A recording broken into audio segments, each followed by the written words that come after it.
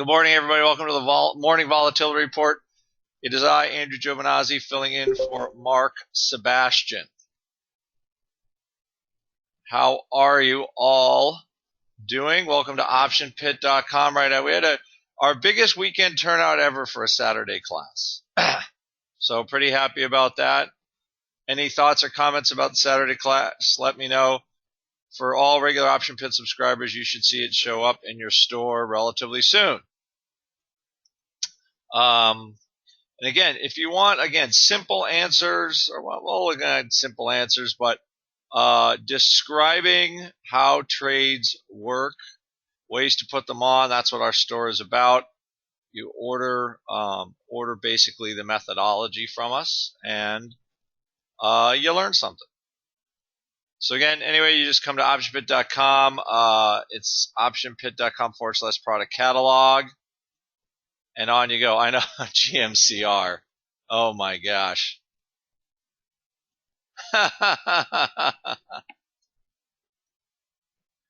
Yep. Oh, thanks, Joe. Alrighty, so let's get on to so all of you, if you're not an Option Pit Live subscriber, there we go. I want to get to here.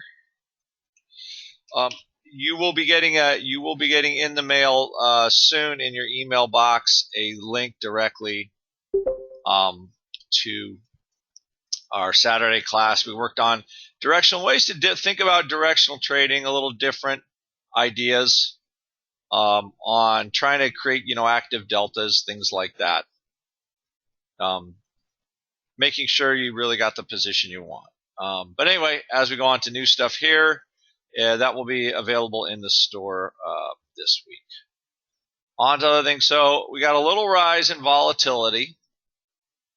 We definitely have a little weekend effect. Things got marked down very hard. We talked about it in our chat room on Friday.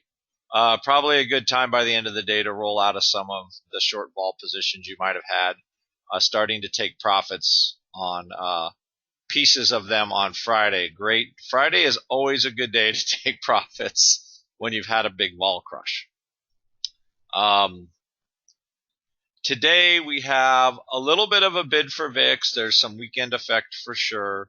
But the futures again are trading right around here. We have VIX at 16, and I'm looking at our December contract is 16 3/4. We have only about 7 trading days left for the December contract. So what we'll just say is kind of a normal premium, anywhere between 50 cents to $1 with a week to go, especially with the kind of news we have, is not unusual. We don't really have a whole lot unusual. What will be very interesting next week is the Jan contract right now is 17 3/4 for VIX. So the volatility products, once again, are going to be very loaded going into and coming out of a Fed announcement. I don't see a whole lot happening between now and then. I don't see the volatility in the volatility products going down a ton from this level. If anything, it'll probably catch a slight bid. I think, anything you could probably sell this week is a good sale in the vol products. So we're going to look at that too in our chat room today. Another thing that Mark had looked at this weekend, we thought Apple volatility, again, was pretty cheap coming into the end of the year for the type of movement that we've had. We have done end-of-the-year plays in Apple before when the stock was kind of in its giddy stage, and we could see things like that again. As far as vol goes, the big mystery again is Exxon. Exxon and oil. We're starting to see, I think this is we are hitting a near-term low for the USO. It's below 12. And the oil contracts, the CL contracts, are close to, but not through, those near-term lows we had in August. So just the industry still is, it's a wash in oil. So it's something to keep an eye on because that's what's pulling the market down today. That's what's driving volatility up. After what I can only describe as a pretty healthy rally on Friday, because the economic picture is brightening into cheap oil. It's kind of what we had in the 90s. Oil got very, very cheap, and when you think about it, oil below $40 a barrel, it's 15 years later. And when you look at where oil was priced in 2000, we were seeing really low prices. That caused production basically, or exploration, to slow down quite a bit, and that sort of and we ended up with very high oil prices in up until last year, and what we could see is kind of the same thing. There'll be a slowdown in production, development. World keeps growing and demand's going to get sapped up eventually. But right now, there's too much oil.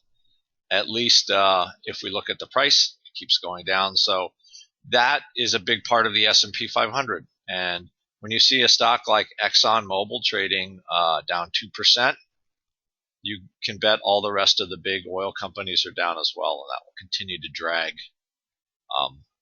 drag things down a little bit. What still looks okay? Walmart, I love that name.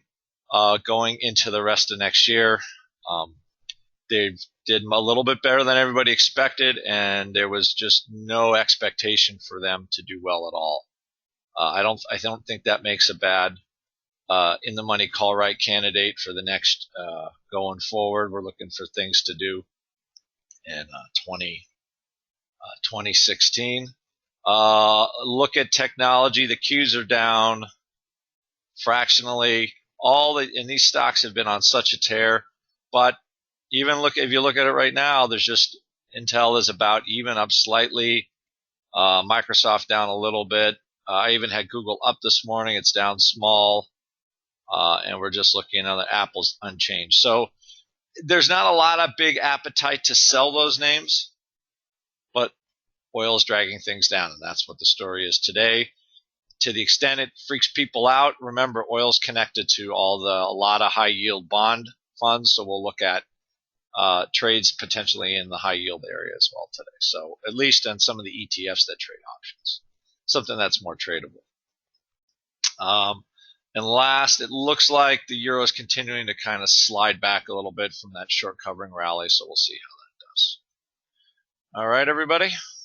You all have a good day, and I'll see you in our chat room a little later. Bye-bye.